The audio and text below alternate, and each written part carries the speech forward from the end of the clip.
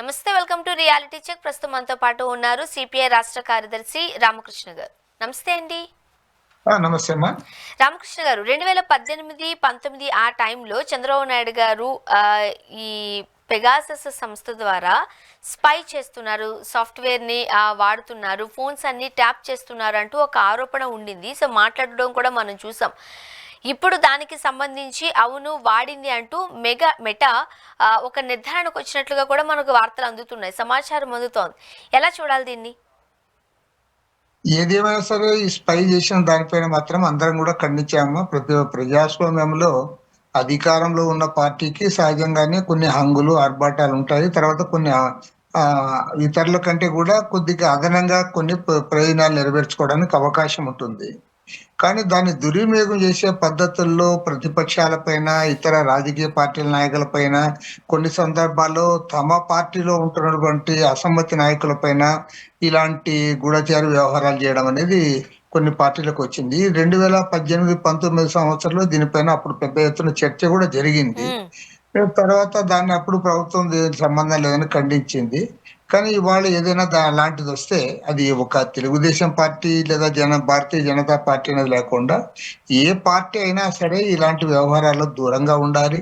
ప్రజాస్వామ్యంలో అందరికి కూడా సమానమైన అవకాశాలు ఉండాలి. అధికారంలో ఉన్న పార్టీ ఈ రకంగా ప్రతిపక్ష పార్టీలను నిర్వీర్యం చేయడానికి లేదా వాళ్ళలో ఉన్న లొసుగులను వినియోగించుకోవడానికి ప్రయత్నం చేయడం అనేది భావ్యం కాదు. దాన్ని ఎవరు చేసినా సరే తప్పు పట్టాల్సిందే, ఖండించాల్సిందే. మరి ముఖ్యంగా ఆ టైంలో మనం చూడొచ్చు, మీరు అన్నట్టుగా చర్చ నడిచింది 2018-19 ఆ టైంలో. ముఖ్యంగా వైసీపీ వాళ్ళు గగ్గోలు పెట్టారు, మా ఫోన్స్ అన్ని ట్యాప్ అవుతున్నాయి, ఇది ఎంతవరకు కరెక్ట్ అని. ముఖ్యంగా మనం రెండు తెలుగు రాష్ట్రాలలో కూడా ఇప్పుడు కేసీఆర్ గవర్నమెంట్ అధికారంలో ఉన్నప్పుడు కూడా కేటీఆర్కి సంబంధించి ఇలానే ఆరోపణలు ఎదుర్కొంటుంది. ఇప్పుడు ప్రభుత్వం అధికారంలో ఉన్నప్పుడు అధికారాన్ని దుర్వినియోగం చేస్తూ పక్క వాళ్ళ ప్రైవసీలోకి తొంగి చూడడాన్ని ఎలా చూడాలంటారు? అధికారంలో ఉంటే ఏం చేసినా పర్వాలేదా?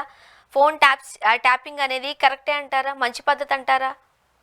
అదేమ్మా, ఇది ప్రజాస్వామ్యంలో ఇలాంటి వాటిని అందరూ కూడా ఖండించాల్సిందే. ఎందుకంటే అధికారంలో ఉన్నామనే దృష్టితో మీకు గూఢచారి వ్యవస్థని, పోలీసుల్ని లేదంటే ఇతరత్ర సంస్థలు ఇవాళ కేంద్ర స్థాయిలో సెంట్రల్ బ్యూరో ఆఫ్ ఇన్వెస్టిగేషన్ ని, ఎన్ఫోర్స్మెంట్ డైరెక్టరేట్ ని లేదా ఇన్కమ్ ట్యాక్స్ డిపార్ట్మెంట్ ని, ఇలాంటి వ్యవస్థలను మీరు గుప్పెట్లో పెట్టుకొని తద్వారా ప్రతిపక్ష నాయకులను, ప్రతిపక్ష రాజకీయ పార్టీలను ఇబ్బంది పెట్టాలనే ఉద్దేశంతో అలా ఎలాంటి చర్యలు చేపట్టినా దాన్ని పూర్తిగా ఖండించాల్సిందే.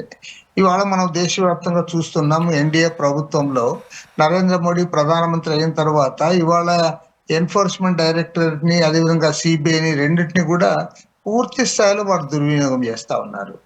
అదేవిధంగా ఇన్కమ్ ట్యాక్స్ డిపార్ట్మెంట్స్ రైట్స్ కూడా మనం ఒకసారి గమనిస్తే ఎవరైతే వారికి ప్రత్యర్థులుగా ఉంటా ఉన్నారో, ఎవరైతే వారిని క్వశ్చన్ చేస్తా ఉన్నారో వాళ్ళపైన వాటిని దుర్వినియోగం చేసే పరిస్థితి స్పష్టంగా కనపడతా ఉంది. ఈవెన్ కొన్ని కేసుల విషయంలో కూడా మనం చూస్తే, సిబిఐ కేసుల విషయంలో కూడా చూస్తే ఎవరైతే తమకు అనుకూలంగా ఉంటారో, తమ కండువా కప్పుకుంటారో లేదా తమ బీజేపీ పార్టీకి ఎన్డీఏ కూటమిని బలపరుస్తారో వారి పట్ల ఒక రకంగా వ్యవహరిస్తా ఉన్నారు. వారిని ఎవరైతే వ్యతిరేకిస్తా ఉన్నారో వ్యతిరేకించే పార్టీల పట్ల, ప్రతిపక్ష నాయకుల పట్ల వారు భిన్నమైన వైఖరిని వారు తీసుకుంటా ఉన్నారు. కాబట్టి ఇలాంటి వాటికి తావులేదు. అది రాష్ట్ర ప్రభుత్వమైనా, కేంద్ర ప్రభుత్వమైనా, ఏ ప్రభుత్వంలోనైనా సరే ఇలాంటివి జరుగుతున్నప్పుడు మాత్రం ఖచ్చితంగా ఖండించాలి. మీడియా కూడా నిష్పక్షపాతంగా ఈ వ్యవహారాన్ని ఎత్తి చూపాలి. ఎందుకంటే ఇవాళ స్పష్టంగా నేను చెప్పగలను, ఈ మీడియా నియంత్రించడానికి కూడా అధికారంలో ఉంటున్న పెద్దలు వాళ్ళు ప్రయత్నాలు చేస్తా ఉన్నారు. కాబట్టి ఇలాంటి తరుణంలో వాటికి వ్యతిరేకంగా నిలబడాల్సిన బాధ్యత ఉంది. లేదంటే ప్రజాస్వామ్యం మృగ్యమవుతుంది. ప్రజాస్వామ్యానికి అవకాశమే ఉండదు, దానికి తావు ఉండదు. ఎవరు అధికారంలో ఉంటే వారికి జీ హుజూర్ అనే పద్ధతిలో వ్యవస్థలన్నీ నడుచుకుంటే రాబోయే రోజుల్లో ప్రజాస్వామ్యం అనేది అంతరించిపోతుంది. ముఖ్యంగా మనం అంటే రెండు తెలుగు రాష్ట్రాలలోనే కాకుండా చంద్రబాబు నాయుడు గారు అధికారంలో ఉన్నప్పుడు లేకపోతే ప్రభుత్వానికి సంబంధించి ఇలా ఫోన్ ట్యాపింగ్స్ జరుగుతున్నాయి అంటూ అప్పట్లో మమతా బెనర్జీ గారు కూడా ఆరోపించడం మనం చూసాం. అది పెద్ద ఎత్తున చర్చకు దారితీసిన సందర్భాన్ని కూడా మనం చూసాం. ఇప్పుడు మెటా నిర్ధారించింది ఎస్, ఫోన్ ట్యాప్స్ అయ్యాయి, ట్యాపింగ్ జరిగింది అంటూ. ఎలా చూడాలంటారు? అదేనమ్మా ఇప్పుడు ఏ ప్రభుత్వాన్ని అయినా సరే మనం ప్రశ్నించాల్సిందే. ఏ ప్రభుత్వం అయినా సరే ఇలాంటి చర్యలకు పాల్పడితే మనం ఖండించాల్సిందే. అది చంద్రబాబు నాయుడు ప్రభుత్వం చేసిందా, నరేంద్ర మోడీ ప్రభుత్వం చేసిందా అనే దాంతో నిమిత్తం లేకుండా, ఈవెన్ మమతా బెనర్జీ ప్రభుత్వం అయినా సరే, ఏ ప్రభుత్వం అయినా సరే ఇలాంటి వాటికి పాల్పడకూడదు. ఇది ఒక్క మాటలో చెప్పాలంటే మీకున్న అధికారాన్ని దుర్వినియోగం చేయడమే. తర్వాత మీకున్నటువంటి ఈ అధికారాన్ని పక్కదారి పట్టించడమే. ప్రత్యేకించి ప్రతిపక్ష పార్టీలను ఇబ్బంది పెట్టడానికి ఇలాంటి చర్యలు చేపడతా ఉన్నారు. వాటిని తీవ్రంగా ఖండించాల్సిందే. ఈ విషయంలో ముక్త కంఠంతో మీడియా సంస్థలు కూడా ఖండించాలని కోరుతాం. సాధారణంగా మన గురించి ఏమనుకుంటున్నారు, లేకపోతే ప్రతిపక్షంలో ఉన్న పార్టీలు ఏం ఆలోచిస్తున్నాయి, ఏం చేయబోతోందో వాళ్ళ సీక్రెట్స్ అన్ని తెలుసుకోవడానికి ట్యాపింగ్స్ చేస్తూ ఉంటాం అంటారు. ఈ నేపథ్యంలో ప్రైవసీ కూడా ఉంటుంది. ప్రతి ఒక్కరికి కూడా ప్రైవసీ అనేది వాళ్ళ హక్కు, వాళ్ళ వాళ్ళకు రైట్గా పరిగణించిన నేపథ్యంలో అధికారం ఉంది కదా అని తొంగి చూడడం ఇప్పుడు అంతే కదండి. మన ఇంట్లోకి ఒక మూడో కన్ను వస్తుంది అని అంటే అది కరెక్ట్ పద్ధతి కాదు. ఇది తెలిసిన గవర్నమెంట్ కూడా ఇటువంటి చర్యలకు పాల్పడడాన్ని ఎలా చూడాలంటారు? ఖచ్చితంగా ఖండించాల్సిందేనమాట. ఒక గవర్నమెంట్ అనే కాదు. అది ఎవరు చేసినా, అది ఈ ప్రభుత్వ యంత్రాంగంలో ఉన్న వాళ్ళు చేసినా, ఈవెన్ ప్రైవేట్ వ్యక్తులు ఇలాంటి చర్యలకు పాల్పడినా సరే దాన్ని మనం అంగీకరించకూడదు. ఎందుకంటే ఎవరి ప్రైవసీ వారిది. ఉదాహరణకు నేను చెప్తాను, ఇవాళ రాజకీయ నాయకులకే కాదు, ఇతర సంఘంలో అనేక రకాల వాళ్ళు ఉంటారు. డాక్టర్లు ఉంటారు, లాయర్లు ఉంటారు, చార్టర్డ్ అకౌంటెంట్స్ ఉంటారు, తర్వాత ఇంజనీర్లు ఉంటారు. వారికి అనేక వాళ్ళకి ఇన్స్టిట్యూషన్స్ ఉంటాయి. మరికొద్ది మందికి వారికి ఉన్న వేరు వివిధ రకాల సంస్థలు ఉంటాయి. అదేవిధంగా విద్యాలయాలు ఉంటాయి. కాబట్టి ఏమంటే ఎవరి ప్రైవసీని కూడా మనము అక్రమంగా అందులో జొరబడడానికి లేదు. కాబట్టి నేననేది ఏమంటే ఒక రాజకీయ నాయకులే గొప్పవాళ్ళు, రాజకీయ నాయకులకే ప్రైవసీ ఉండాలి, రాజకీయ నాయకుల వ్యవహారాల్లో జోక్యం చేసుకోకూడదని నేను చెప్పడంలే. ఇది ప్రతి సిటిజన్‌కి, ప్రతి పౌరుడికి ఉండే హక్కు అది. కాబట్టి ఆ హక్కుల్లో అందరం కూడా గౌరవించాలని నేను కోరుతాను. అంతేగాని ఇదేదో రాజకీయ పార్టీ, అధికారంలో ఉన్న పార్టీ చేసిన, ఈవెన్ ప్రైవేట్ వ్యక్తులకు పెద్దగా దండిగా డబ్బుందనుకోండి, వాళ్ళు కూడా ఇట్లాంటివి ఉపయోగించుకొని ప్రత్యర్థులుగా గురించి కానీ, లేదంటే వాళ్ళకి కావాల్సిన వాళ్ళ విషయాలు రాబట్టడానికి గానీ, లేదా ఇతర సంస్థలు నిర్వీర్యం చేయడానికి గానీ ఎవరైనా చేపడితే దాన్ని కూడా మనం ఖండించాల్సిందే. అండ్ నెక్స్ట్ సార్, అమరావతి రాజధాని నిర్మాణానికి సంబంధించి ఇప్పటికే 34,000 ఎకరాలు ల్యాండ్ పూలింగ్ చేయడం జరిగింది. ఇప్పుడు 44,000 ఎకరాలు మరలా ల్యాండ్ పూలింగ్ చేయడానికి చంద్రబాబు నాయుడు గారి ప్రభుత్వం, కూటమి ప్రభుత్వం అడుగులు వేస్తున్న నేపథ్యంలో ఫస్ట్ ఆఫ్ ఆల్ ఈ ల్యాండ్ పూలింగ్కి సంబంధించి ఇప్పుడు తీసుకునే 44,000 ఎకరాలకు సంబంధించి ఏం చెప్తారు మీరు? ఇప్పుడు ఆల్రెడీ రాజధాని నిర్మాణం ప్రారంభమైంది. అమరావతి రాజధాని ఇప్పటికే పూర్తి కావాల్సి ఉండింది. కానీ మధ్యలో జగన్మోహన్ రెడ్డి ప్రభుత్వం అధికారంలో ఉన్నప్పుడు దాన్ని క్షితకన్ను వేశారు. తర్వాత దాన్ని వ్యతిరేకించాడు. 3 రాజధానుల పేరుతో కొన్నాళ్ళు దాన్ని పక్కదారులు పట్టించాడు.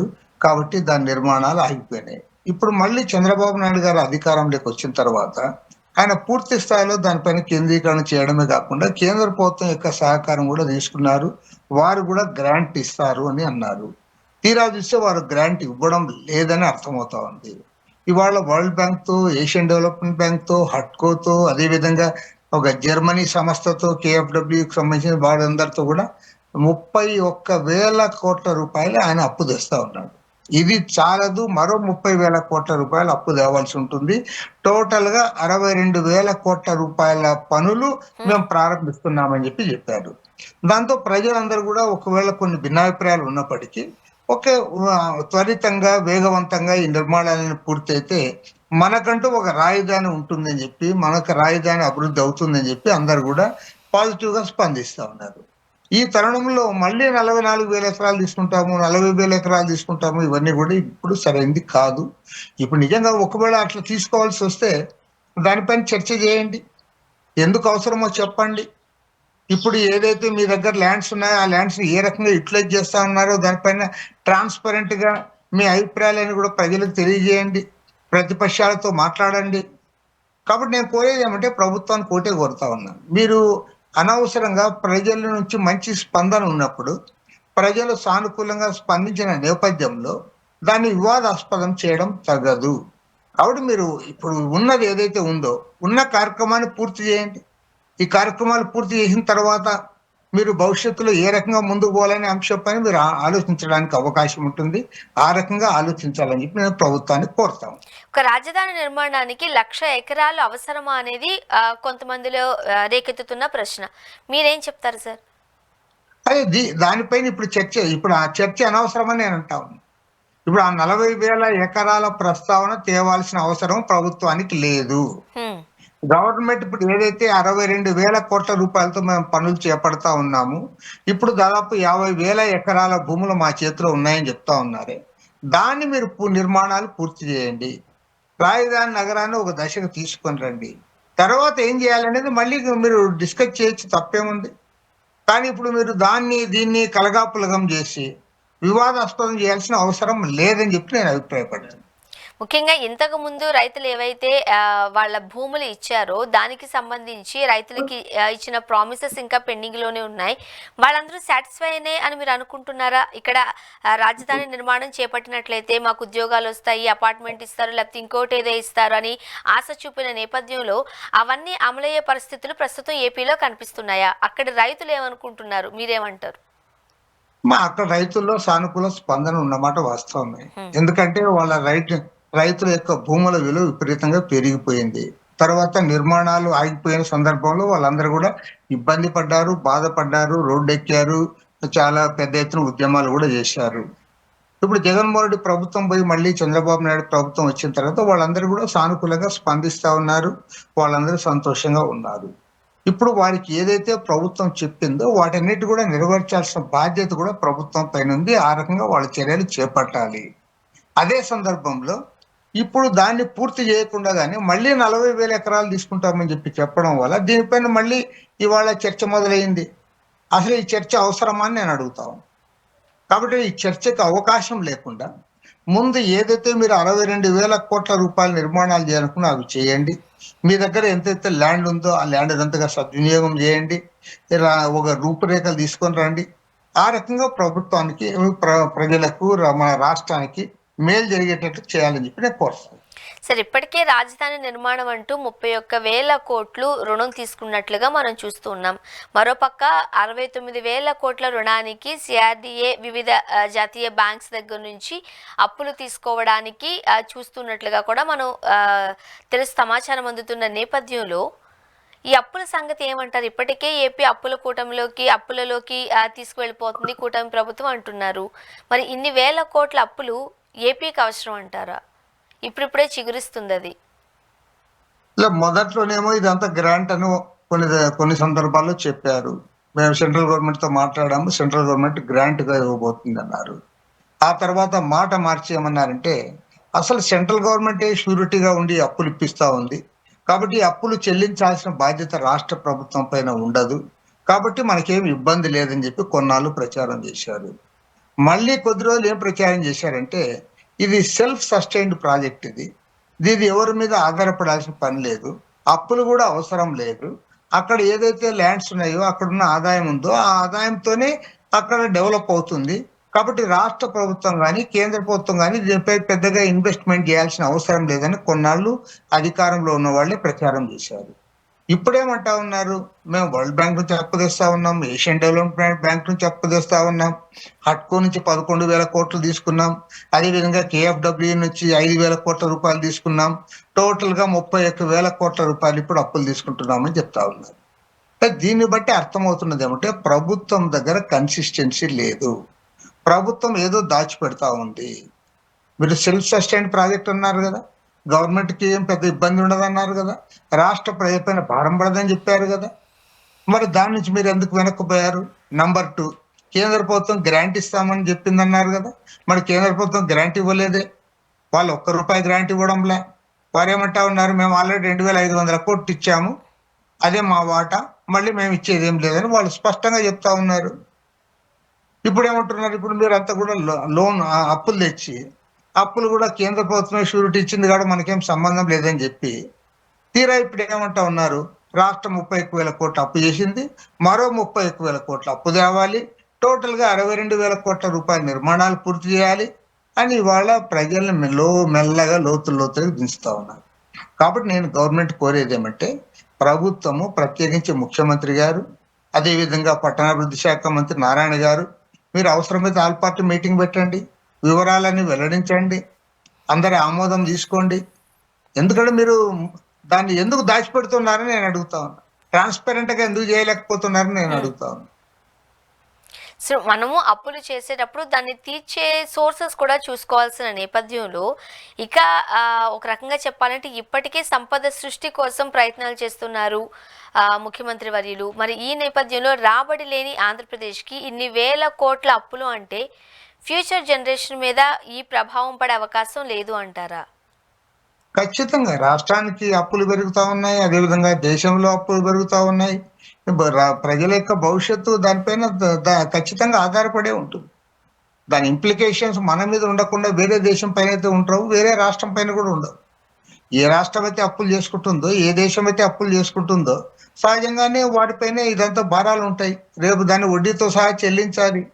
సకాలంలో చెల్లించకపోతే మళ్ళీ పెనాల్టీలు వేయాలి. తర్వాత ఈ అప్పు తీర్చడానికి మళ్ళీ అప్పులు చేయాల్సి ఉంటుంది. కాబట్టి ఏమంటే ప్రభుత్వము ఏం చేసినా సరే ట్రాన్స్పరెంట్ గా చేయాలని నేను కోరుతా ఉన్నాను. ఓకే, మీరు అప్పు చేయాలనుకున్నారు, తప్పు లేదు. కానీ ఎందుకు అప్పు చేస్తున్నారు, ఏ కారణం చేత చేస్తా ఉన్నారు, మీ పర్పస్ ఏంటి, దానివల్ల ప్రజలకు ఉన్నగూడే ప్రయోజనం ఏమిటి, ఇవన్నీ కూడా వివరించాలి. వివరించి చేస్తే బాగుంటుంది. మాకు ప్రజలు అధికారం ఇచ్చారు కాబట్టి మేము ఏమైనా చేస్తామంటే, లేదా మేము ప్రతిపక్షంలో ఉంటే అప్పుల గురించి మాట్లాడతాం, అధికారం వస్తే మేము అదే పని చేస్తామంటే కూడా ప్రజలు ఆమోదించరు. అది సరైన విషయం కాదని కూడా నేను చెప్పగలను. రామకృష్ణ గారు, ఏపీలో ఈ ఓఎస్డీలు పేటరేగిపోతున్నారు అంటూ కూడా మనం వింటున్న నేపథ్యంలో ముఖ్యంగా అక్కడ ఉన్న వాళ్ళు 25 మంత్రులు, అందులో 10 మంది మంత్రులకి సంబంధించి ఉన్న ఈ ఓఎస్డీలు అక్రమాలకు పాల్పడుతున్నారు, బెదిరింపులకు పాల్పడుతున్నారు, దందాలకు పాల్పడుతున్నారు అంటూ మనం వార్తలు చూస్తూ ఉన్నాం. ఏం చెప్తారు ఈ ఓఎస్డీల గురించి? పెంచి పోషిస్తున్నారు అంటున్నారు మరికొంతమంది. ఓఎస్డీలని కదమ్మా, ఇవాళ ప్రభుత్వ అధికార యంత్రాంగంలో పెద్ద మార్పు వచ్చింది. అంటే గతంలో మేము ఎమ్మెల్యేలుగా ఉన్నప్పుడు కానీ, గత 2-3 దశాబ్దాలకు ఉమ్మడి ఆంధ్రప్రదేశ్ రాష్ట్రంలో కానీ అప్పుడు కూడా కొన్ని జరగలేదంటే కొన్ని విషయాలు జరిగినాయి. జరిగినా సరే దానికి కొద్దిగా అదుపు ఉండేది. ఇటీవల కాలంలో రాష్ట్రం విడిపోయిన తర్వాత అధికారులు వాళ్ళు పూర్తి సైడ్ తీసుకుంటా ఉన్నారు. ఏ గవర్నమెంట్ ఉంటే ఆ గవర్నమెంట్ లో తామే గవర్నమెంట్ నడుపుతున్నట్టుగా అసలు టోటల్ గా వాళ్ళ చుట్టే తిప్పడము, తర్వాత వారు కీలక పాత్ర పోషించే పరిస్థితులు వచ్చినాయి. కొద్దిగా ఒక రకంగా చెప్పాలంటే చట్టానికి వాళ్ళు లొంగి పని చేస్తున్నాం అనేది పక్కకు పెట్టి తామేదో చట్టానికి అతీతులు అనే పద్ధతిలో కొంతమంది వ్యవహరిస్తా ఉన్నారు. మీరు అన్నట్టుగా ఏదైతే ఓఎస్డీల వ్యవహారం విషయంలో ఈ రోజు చర్చ జరుగుతా ఉందో అది ముఖ్యమంత్రి గారి దృష్టికి కూడా వచ్చిందని మీరు చెప్తా ఉన్నారు. ముఖ్యమంత్రి గారు కూడా సీనియర్ రాజకీయ నాయకుడు, చాలా అడ్మినిస్ట్రేటరు, ఆయన కూడా సుదీర్ఘకాలం పరిపాలన అనుభవం ఉన్న వ్యక్తి కాబట్టి ఆయన వెంటనే స్పందించాలి, ఇలాంటి వాటిని కట్టడి చేయాలి. ఎందుకంటే ఇది ఆ మొగ్గలను తుడిచివేయకపోతే తర్వాత ఆయన కూడా ఏం కంట్రోల్ చేయలేడు. ముఖ్యంగా ఇది సొంత పార్టీ వార్తాపత్రికల్లోనే ఈ వార్తలు చూస్తూ ఉన్నాం మనం, ముఖ్యంగా ఓఎస్డీకి సంబంధించి. అదే ఏ పత్రికలో వచ్చినా, ఏ టీవీలో వచ్చినా అందులో వాస్తవం ఏమిటి, నిజానిజాలు ఏమిటో తెలుసుకోవాల్సిన బాధ్యత ప్రభుత్వానికి ఉంది. అందులో ముఖ్యమంత్రి గారి దృష్టికి కూడా వచ్చిందని మీరు చెప్తున్నారు కాబట్టి ముఖ్యమంత్రి గారు ఖచ్చితంగా దీనిపైన స్పందించాలి, ఏమైనా ఉంటే యాక్షన్ తీసుకోవాలి, దాన్ని అదుపులో పెట్టుకోవాలి. ప్రభుత్వ యంత్రాంగాన్ని అదుపులో పెట్టకపోతే మాత్రం ఖచ్చితంగా నేను చెప్పగలను, ప్రభుత్వానికి పూర్తి స్థాయిలో చెడ్డ పేరు వచ్చే అవకాశం ఉంది. కాబట్టి అంటే గవర్నమెంట్ ఇలాంటి వాటిని మొగ్గలోనే వేయడానికి ప్రయత్నం చేయాలని చెప్పి కూడా నేను కోరుతాను. సార్, నెక్స్ట్ వక్ఫ్ బోర్డ్కి సంబంధించి ఏదైతే ఆ బిల్లు పాస్ అయిందో దాని నేపథ్యంలో ఇప్పటికీ అనేకమైన వ్యతిరేకంగా నినాదాలు ఏర్పడుతున్నాయి. ముఖ్యంగా ప్రతిపక్ష పార్టీలు దీనికి సంబంధించి మేము న్యాయ పోరాటం చేస్తామంటున్నారు. మీరేమంటారు? ఇది ఖచ్చితంగా జరగాలమ్మా. ఎందుకంటే మన పార్లమెంట్ ఉభయ సభల్లో కూడా చూసాం. ఉభయ సభలో జరిగిన డిస్కషన్స్ లో కూడా ఇవాళ అధికార పక్షము మైనార్టీలకు వ్యతిరేకంగా మెజారిటీ ప్రజలు రెచ్చగొట్టే పద్ధతులు వ్యవహరిస్తున్నారు తప్ప వారు ఏమాత్రం కూడా సంయమనంతో కానీ లేదంటే నిష్పాక్షికంగా కానీ వారు వ్యవహరించడం లేదు. వారు ఖచ్చితంగా చెప్పగలను పక్షపాతంతో వ్యవహరిస్తా ఉన్నారు. ఈరోజు మైనార్టీలు, ముస్లిం మైనార్టీలకు వ్యతిరేకంగా ఇవాళ వక్ఫ్ సవరణ బిల్లు తీసుకొచ్చారు. రేపు ఖచ్చితంగా క్రైస్తవులకు వ్యతిరేకంగా, క్రైస్తవుల ఆస్తులకు వ్యతిరేకంగా కూడా ఖచ్చితంగా ఇలాంటి బిల్లు తెస్తారు. ఆ తర్వాత దేవాలయ భూములు, దేవాలయ ఆస్తుల పైన కూడా వారు పెత్తనం కావాలని కోరుతారు.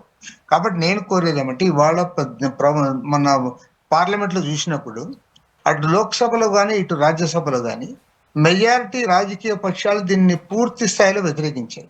మెజారిటీ రాజకీయ పక్షాలు. అయినా సరే మాకు మెజారిటీ ఉంది, మాకు మందబలం ఉందనే పద్ధతుల్లో బీజేపీ బ్లాక్మెయిల్ చేసి, బెదిరించి తమ అందరు కూడా చేసుకొని ఈరోజు దాన్ని బిల్లులు పాస్ చేసుకున్నారు. బిల్లులు పాస్ చేసుకున్న క్రమంలో సేమ్ ఎప్పుడైతే పార్లమెంట్ లో బిల్లు పాస్ అయిందో అదే రోజు ఆర్ఎస్ఎస్ వారి యొక్క పత్రిక, ఆర్గనైజర్ పత్రికలో చాలా క్లియర్ గా ఒక ఆర్టికల్ రాశారు. ఆ ఆర్టికల్ ఏముందంటే క్యాథలిక్ చర్చిలకి భారతదేశంలో బ్రిటిష్ వారు అధికారం ఉన్నప్పుడు 7 కోట్ల హెక్టార్ల భూములు వారికి లీజుకి ఇచ్చారని చెప్పి ఒక పెద్ద ఆర్టికల్ రాశారు. అంటే ఇది వక్ఫ్ బిల్ పాస్ అయిన తర్వాత నెక్స్ట్ మేము క్రిస్టియన్స్ పైన కూడా ఇలాంటి బిల్లే తెస్తామని చెప్పి వారు సంకేతాలు ఇచ్చారు. కాబట్టి ఏమంటే ఇవాళ ప్రజాస్వామ్యానికి పెను ప్రమాదం పొంచి ఉంది. భారతదేశంలో మనం అందరం కూడా కలిసిమెలిసి ఉన్నాం. దీంట్లో చిచ్చు పెట్టడానికి ఒక పెద్ద ప్రయత్నం జరుగుతూ ఉంది. కాబట్టి ప్రధానమైన పార్టీలు, ఈ బిల్లును వ్యతిరేకించే పార్టీలు ఒకదాని తర్వాత ఒకటి అందరం కూడా ఇవాళ సుప్రీంకోర్టులో కూడా ఈరోజు ఫైల్ చేయడం జరిగింది. మన రాష్ట్రంలో చూస్తే వైఎస్ఆర్ కాంగ్రెస్ పార్టీ కూడా కోర్టులో ఫైల్ చేసింది. అదేవిధంగా కాంగ్రెస్ పార్టీ, సిపిఐ, ఇతర రాజకీయ పార్టీలు కూడా ఇవాళ కోర్టులో దానిపైన అఫిడవిట్ ఫైల్ చేశారు. తప్పకుండా సుప్రీంకోర్టులో న్యాయం జరుగుతుందని చెప్పి కూడా ఆశిద్దాం. Thank you so much Ramakrishna గారు, మీ అభిప్రాయాలు పంచుకున్నారండి. Thank you very much. ఇది వాళ్ళ రియాలిటీ చెక్. Stay tuned.